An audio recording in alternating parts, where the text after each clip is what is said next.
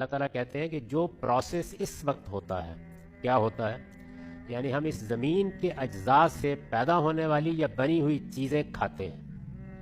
ایک فیکٹری لگی ہوئی ہے ہمارے اندر، اس کے اندر جا کے وہ چیزیں پروسیس ہوتی ہیں۔ اس پروسیس کے نتیجے میں جیسے خون بنتا ہے، ہمارے اعضاء نشو و نما پاتے ہیں، بالکل اسی طریقے سے ایک پانی کا قطرہ اور ایک بیضہ بنتا ہے۔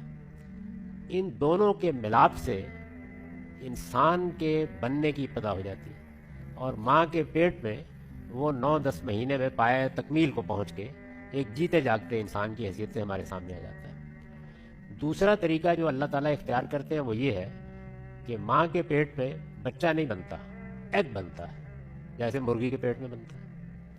پھر وہ ایگ باہر آ جاتا ہے اور وہ پھر کچھ مراحل سے گزرتا ہے اور اس کے اندر سے جیتا جاگتا بچہ نکل آتا ہے۔ یہ دونوں طریقے اس وقت اختیار کیے جاتے ہیں۔ اللہ تعالیٰ کہتے ہیں کہ میں نے ابتدا میں، اور اس سے قیاس کیا جاتا ہے کہ باقی مخلوقات کے بارے میں بھی یہی کیا ہے، یہ طریقہ اختیار کیا کہ جو سمندروں کے کنارے دلدلی زمین ہے، اس کے اندر وہی پروسیس شروع کر دیا جو مرغی کے پیٹ میں ہوتا ہے۔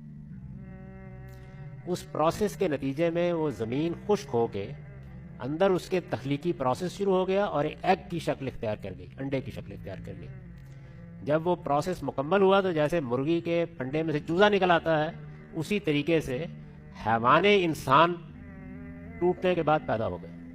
تمام مخلوقات کے لیے بظاہر لگتا ہے، انسانوں کے بارے میں تو بتا دیا ہے، یہی پروسیجر اختیار کیا گیا۔ پھر وہ کہتے ہیں کہ وہ حیوان انسان جو میں نے بنایا، تو اس کے اندر میں نے یہ صلاحیت رکھ دی کہ اب وہ اپنی نسل خود پیدا کر سکتا ہے۔ اس کے بعد ان کا اختلاط شروع ہوا، جیسے اب ہوتا ہے۔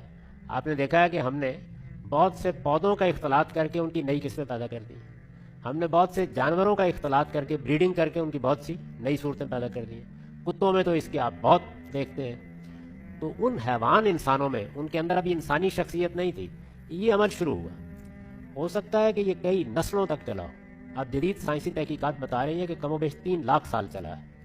اس کے بعد جب ان کا تسویہ ہو گیا، تسویہ کا مطلب ہے کسی کو بالکل درست کر دینا، یعنی ان کی جو جسمانی تخلیق ہے اس حیوان کی، جو انسانی تھا، جب وہ مکمل ہو گئی تو پھر کہتے ہیں کہ میں نے ان میں سے 2 کا انتخاب کر کے، آدم اور حوا، ان کو میں نے انسانی شخصیت دی۔ یہ انسانی شخصیت کسی بھی عمل سے پیدا نہیں ہوئی، یہ میں نے براہ راست دی۔ بیان کیا کہ میں نے کیسے دی، براہ راست دی۔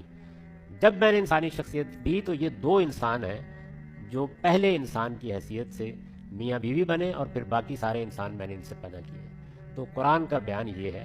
چنانچہ فوسلز کے ریکارڈ میں آپ کو جو پچھلی نسلیں مل رہی ہیں وہ در حقیقت تسویے سے پہلے کی نسلیں وہ مل رہی ہیں آپ کو۔